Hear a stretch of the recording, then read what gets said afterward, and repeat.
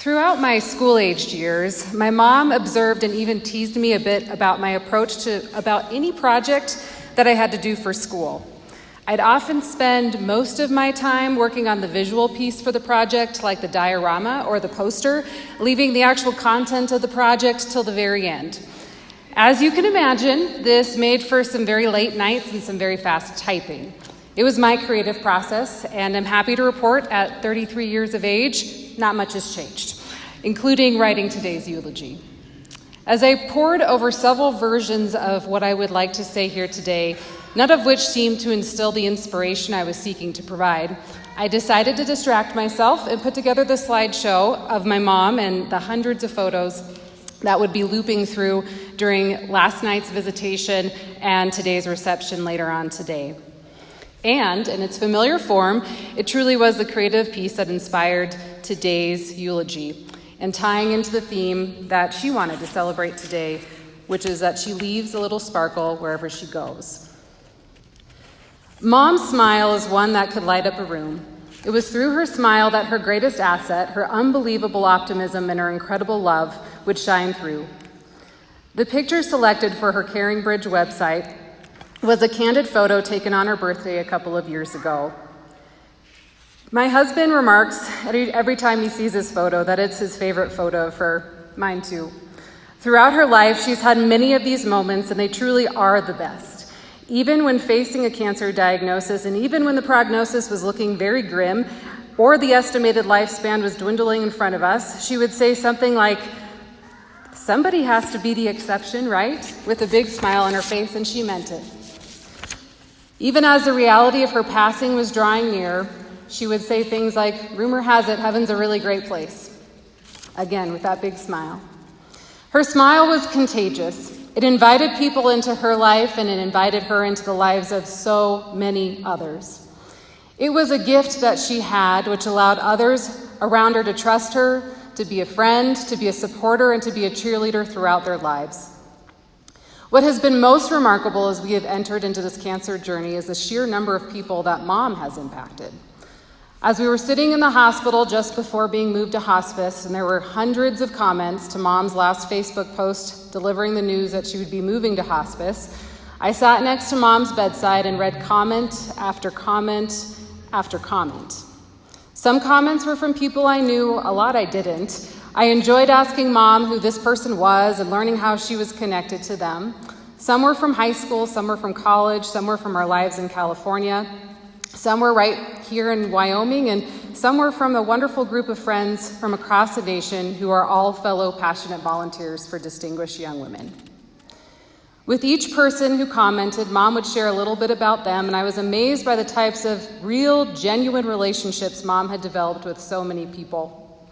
Much of which had been done through Facebook, phone calls, or texting. Undoubtedly, she left some sparkle through these interactions. Mom had a magnetic draw to serving others. As I flipped through album after album and sifted through loose pictures in a box, I was reminded just how long serving others was a core part of her being. I certainly remember her volunteering in my classroom or accompanying us on field trips when I was growing up, and in adulthood organizations that we would serve in together. But that was just in my 33 years of knowing her. Mom passionately gave back to others, even pushing past the boundaries set at the time for her to volunteer. She volunteered to teach at church as a young child, really, and when she was called to share the Word of God, she approached her church's leadership about being a lector when she was in high school. This would have been a first at the church, and they said something to the effect, "We're going to let you do this, but understand your experience will determine whether we let others do this in the future."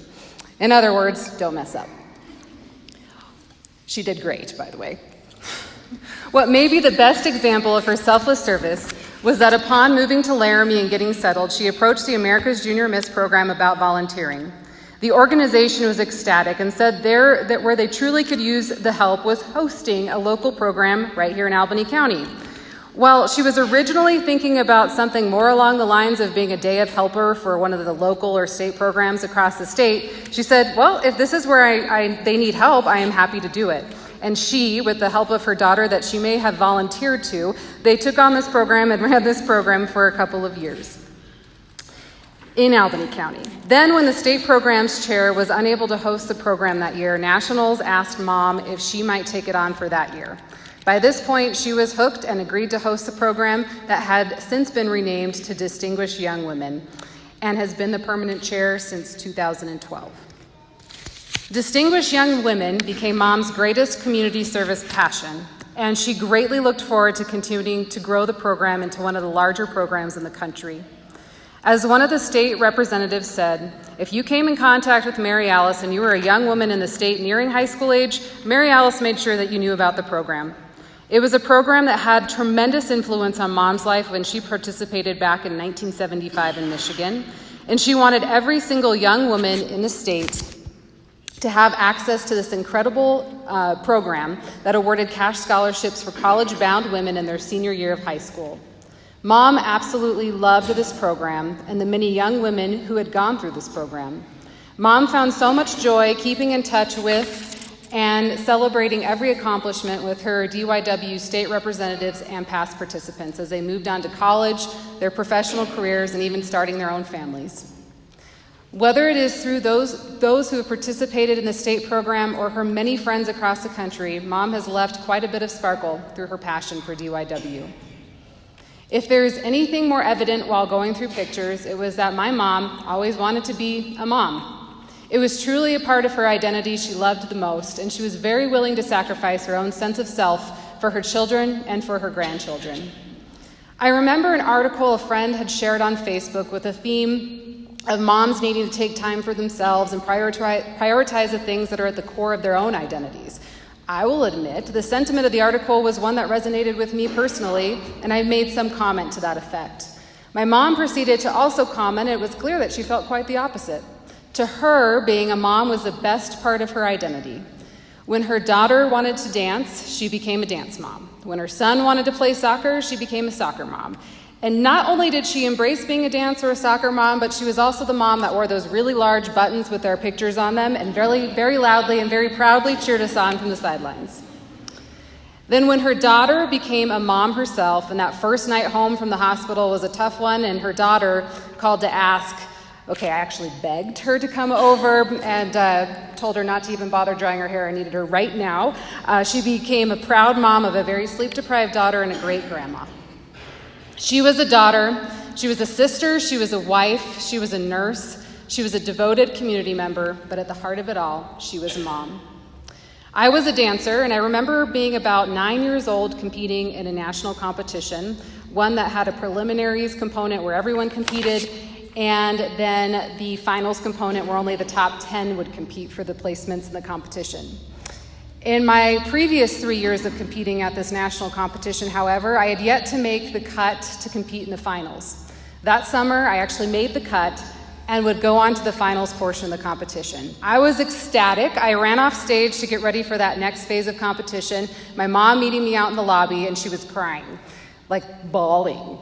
As you might imagine, this was a bit confusing for a 9-year-old who had just received some of the best news in her entire life. It was the first time I really remember seeing and feeling a tears of joy kind of moment. It wasn't until I became a mom myself and I saw my son Jameson make an unbelievable putt at a drive, chip, and putt contest at a qualifier, or seeing my daughter Audrey perform in her first dance recital that I would quite understand these so happy I'm crying mom moments. It was Mom's passion and her pursuit to lift me up throughout my own childhood and even into my adulthood that has been the constant source of strength and confidence. My mom was truly my biggest cheerleader and was often amazed by her baby girl for the woman she became. This was her. I give all the credit to her. She was the woman who was behind me every step of the way and had all the confidence in the world that I could do just about anything.